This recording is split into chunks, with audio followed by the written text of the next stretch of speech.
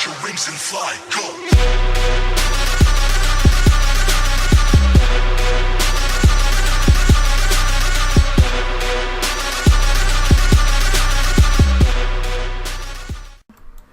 Yo, what is going on YouTube? This is your boy Kamen Rider Zero Spike, back again once again. And today we are here for Kamen Rider Revice episode 18.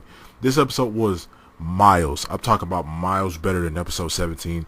Episode 17 was building up and showing us new things that were to come in this episode and further on. But at the same time, episode 17 was very bland. I mean, we got the introduction to a new form and everything like that. The volcano form looks actually really freaking dope, but it still didn't do nothing for me. Well, it still didn't help the episode. Fight sequences and other stuff looked great. It did, and it was still a solid episode. But 18 took it to a whole new freaking level, and it had to be one of the best. This episode had to be really like one of the best. But maybe I'll say it's like my favorite. I'll say it's my favorite episode so far. I'll say my favorite. I feel like this episode was the true debut of the braid volcano form. This was the true debut of it, because this, there were no side effects or anything like that in this episode as well. And we got even more, like a better bond between a better and deeper bond between Iki and Vice, to the point where Iki actually called him partner, which was absolutely amazing to me. I really felt that, and Vice loved it. Vice was absolutely ecstatic. He loved it, man. And he felt, I guess this is him really feeling like he's accepted as his partner, because in other episodes we see how Iki really didn't trust Vice. He really didn't like Vice. He just saw him as kind of annoying and whatever. And sometimes he would ignore Vice and stuff like that. But now we got as it progressed, we got like a real friendship, a real partnership. And that's what I really liked about this episode too. And we get some this episode basically starts off with same where 17 left off with, where Iki coming to attack, getting ready to attack Oteka. And he uses some kind of stamp or something, but he uses the stamp, and Iki starts to feel the side effects of the volcano of the volcano stamp, because what George told him about how it still could have some side effects. It could hurt you and stuff like that. It's not fully completed. So Iki starts to burn. He starts to freaking burn. He starts to burn, and his suit goes off, and he suffers like really bad burns from this. Like, he's burned from head to toe. Clothes are burned. Everything. He's burnt up. So they get Iki to the hot. We see that Vice tries to go and grab him before he falls, but he goes back into his base form, his civilian form, and Vice disappears, and he can't do anything. He's in this like ghost form, so he can't help Iki. So they go, and they ended up getting Iki back into the hospital, right? So Iki's in the hospital. Also, Julio was there, of course Julio. So Julio was there. He saw everything go down, and that's basically it. From there, we see Iki back in the hospital. He's talking to George, stuff like that, and George basically tells him, like, hey, if next time you use this, you might die, and I'll do it. I'll try and modify it a little bit or work on it some more, but it's still at a high risk of it killing you. So, and also Iki feels bad that he couldn't save the woman that turned into that demon. And he says, George basically says something that he says that demon upgraded to an even higher level than level 3. And once that happens, and also because of the gift Vice stamp, when you use that Vice stamp and you turn into a demon, you are gone. that demon that you turn into, that demon that comes out of you, it eats you. You know, you guys know this already, how I explained it in the last one. But yeah, and apparently that's a higher level than level 3. And those are like real demons. Those are real demons. You don't make a contract with them. Those are real freaking dead men. So yeah. So Iki feels bad that he couldn't save that woman. And, you know, George explains all of that, what it really is. And he tells him, like, hey, I'm going to work on this some more. I'm going to work on this volcano stamp some more. But you need to rest. That's it. So we have a heart-to-heart talk between Iki and Vice. And Iki basically says stuff like, yeah, ever since, you know, I started not to care about myself, and I started to put, you know, other people's problems on, you know, I started to care about other people more than I cared about myself. And I just feel, you know, he felt kind of bad, and he also felt bad that because of him being so selfish and stuff like that, he was putting Vice in danger and stuff like that. And Vice is like, hey man, I'm you, technically, you know, I've been here since you were born. I am you. I am a part of you. So a lot of those things that you feel, I feel too. Like, we're essentially the same freaking person. Like, you know. So they have this heart to heart, and I really liked it. I did like this heart to heart they had with each other. And while that's happening, we see Sakura is talking to Julio / Tamaki. And he tells her, he said, look, I want to help Aguilera. Like, I want to help and protect Aguilera. And right now, I'm going to go fight Ortega. And if I die, will you take care of her? Will you look after her? And Sakura's like, okay, I will. But in exchange, you have to do something for me. So she makes him go talk to Yosuke, his old friend from high school. And it turns out I was wrong about last episode. He does actually still remember Yosuke. So he's talking to Yosuke. Yosuke apologizes to him and everything. He gives him back the card that he ripped up. He's kept it. You know, he taped it back together. He gave him this card, and they're sitting there talking. There we see like flashbacks and stuff of, you know, them talking to each other. We see Yosuke had no choice, which I still think is stupid, but at the same time the bullies forced him to do all that stuff to Tamaki. And we see, while, you know, Tamaki's leaving in this car, in this van, we see he sees the bullies, you know, beating up Yosuke. He sees that, and he feels really bad about it, and he says that, you know, you weren't the traitor, you don't have to apologize, I was the traitor for, you know, feeling like he left and stuff like that. So he felt that's why, you know, Tamaki hates Julio. He hates traitors and stuff like that. And what was messed, you know, and we see them actually getting ready to, you know, getting ready to tell Yosuke that he forgives him and stuff. But then out of nowhere, we see Ortega standing there holding Yosuke, and then he uses the gift Vice stamp on Yosuke, transforming him into a dead man. But it looks like it. But when he transforms, he looks just like the dead man that the old lady turned into. It just had different colors. You know, it was a different color, but it was basically essentially the same dead man. So what happens is we see that Ortega sends this dead man to go attack Tamaki, Julio. But I don't know where this came from.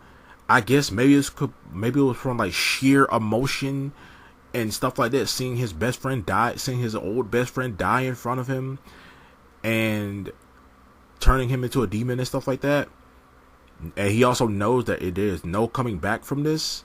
Like, he was pissed, and for some reason Tamaki transformed into a whole new freaking dead man form. An entirely new form. This form was badass. Don't get me wrong. This form was actually pretty freaking cool. But this form was horrendously powerful. the demon, like Yosuke's demon, tries to attack him, and he one shots it. And he wasn't even, and he one shot. He has this huge, big red dead man demon arm, and he punches this thing into a freaking building and kills it. And I'm just like, what? Where did Julio get this kind of power? Is there some secret little training arc that he did or something to become this powerful? Like, what happened? Because he transformed into this brand new freaking form we've never seen before. And I don't know, but he did it. He hit him. He was gone. And then after that, he attacks Ortega, which I really thought he was going to kill Ortega. And he almost did. He attacked Ortega, taking off his arm. He took off Ortega's arm and his leg and half of his side. And the only reason Ortega survived because he regenerated. That's it. If Ortega could not regenerate, he'd be dead. But yeah, so he regenerates and then he leaves. And when he leaves, that we see Sakura trying to calm him down, trying to stop him, and he's beating the dog crap out of her. He's beating her. That's when Daiji comes in. Daiji tries to help her because that's my little sister. You're not gonna beat up on my little sister, dude. And he starts fighting when he's beating the crap out of both of them. They're trying to get him to stop, but he is raged out and stuff like that. And Ortega's just sitting there watching, evil, just straight, just sitting there watching and laughing. I'm like, bro, how can you really sit there? How can you really sit there and laugh? How? When you literally got half your body just taken off. Like, dude, don't be a Frieza. Don't be a Frieza. I'm gonna say it. Don't be a Frieza ass nigga, bro. Because Frieza's one of those villains where he get his ass whooped and then leave the planet thinking he won, laughing and crap. I'm like, dude, you can't do that. That's so stupid. Don't sit there and do that. But he's doing that. And after Daiji and Vice have their heart-to-heart talk, they hear about the news and they hear about everything that Julio is doing, and they see they're evacuating the city and everything. And we see Iki basically tells Vice that, hey, help me get there. Help me get there to whatever happening. He takes his stamp. He stamps himself to make Vice come out of his body. He's physical. He picks up Iki and they're walking down the hallway in the hospital. And we see people running away and stuff like that because Vice is a demon. So and we see people running away from him and stuff like that. And he's holding Iki. And they get there. And when they get there, we have our big fight. They're trying to calm Julio down. Calm Julio down and stuff like that. And he transforms to go back into the volcano form. And this is why I said this was the true debut of that form, because now he's in this form with no drawbacks. So they full on is completely the synergy between these two. That training really did pay off because the synergy between Vice and Iki is just amazing. Complete synergy between them in a fight. And they're making combo attacks with each other. At one point, we see Iki shoot some fire, and then it shoots onto Vice's shield, and then he uses his ice breath and makes an ice fire sword on his shield. I was like, yo, let's freaking go. That was awesome to the max. So they ended up defeating Julio with an awesome rider kick. Defeating Julio, but he doesn't die, which I was very, very happy about. I'm so happy that they didn't kill Julio off, because they've already killed off 3 other freaking low budget dead men that were on their side before those guys took them out. I was not ready to see Julio die, man. So Julio gets beat, and they separate. I guess I don't know if they didn't turn him really back human or anything. They just got him back into his human form, and he's sitting there. He pulls out the card that Yosuke gave. He starts to just explode. Emotions were everywhere. He's crying and stuff like that. And then this before he starts crying, but that's when Oteka comes in and tries to finish him off, and everybody else sees this, but they're so beat up that they can't do anything. And that's when the Queen Bee herself, Aguilera, comes in and saves him. She saves him, and then Oteka laughs and leaves. I'm like, screw this guy, dude. Screw Oteka. And she looks at him and goes, "Hey, are you trying to leave me alone? Are you trying to leave me by my lonesome?" And stuff like that. And then he cries, and then she looks at him and says, she tells him to smile. The same thing that Yosuke used to tell him, and the same thing he used to tell her all the time. And yeah, he goes bawling, crying, and then he takes her. I mean, she takes him, and they leave. But she transforms into her Queen Bee form, and they leave. So yeah, and after that, they feel like, Vice asked the question, like, is it okay to just let him go like that? But yeah, I was like, and Iki's like, no, Julio wouldn't betray her, stuff like that. And we see the gift statue. The gift statue's there, and is in that, it's in the research room with that new guy that we saw. And the energy from Julio's new demon form gets absorbed by the gift statue. And we get like a zoom in. We get like a zoom in on the. We get like a big zoom in on the blue crystal that's on top of the that's on the gift stamp, and it has like a Vice stamp. It has like a Vice stamp symbol on it, or it kind of has like the Phoenix symbol on it, or like a Vice stamp symbol on, but it's also the Phoenix symbol. And I'm like, wait a minute, this foreshadowing is like heavy. This is some heavy foreshadowing we're doing, because I do feel like George knows more than he's saying. And also that look that he gave the new guy when he got there, like, I feel like there's something deeper going on, especially in Phoenix, that's going on. I feel like George is involved in a lot of things, so that's a thing. And also we get to see Hiromi. Hiromi's in the hospital bay, and he's like, his doctor tells him that you are not allowed to turn back into a Kamen Rider. You are not allowed to fight anymore. She says something about his organs have like aged to like 80 to like he's 80 years old, stuff like that. Like, so he has like 80-year-old organs now. Like, his belt has, him becoming a rider has had like very bad side effects on him, to the point where if he transforms again, he's probably gonna freaking die. So we're gonna see some stuff with Hiromi, probably some more backstory and stuff with Hiromi, and we'll see him like training and working out and stuff, trying to get his body right so he could go back to being a rider, because he wants to be a hero. He wants to be out fighting deadmen and stuff. He wants to save people. So they're gonna do a lot more stuff with Hiromi in the next episode. But we see our three siblings and Vice, they're all hanging out, stuff like that. And Vice is really happy about Iki calling him partner and stuff like that, and kind of walk off into the sunset, literally.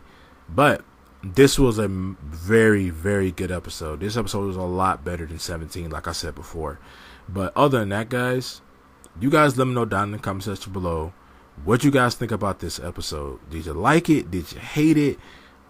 How do you feel? Let me know all your thoughts and stuff like that down in the comment section below. And I will see you guys next time. And make sure to take care of yourself and each other. Like, share, subscribe, and stay henshin.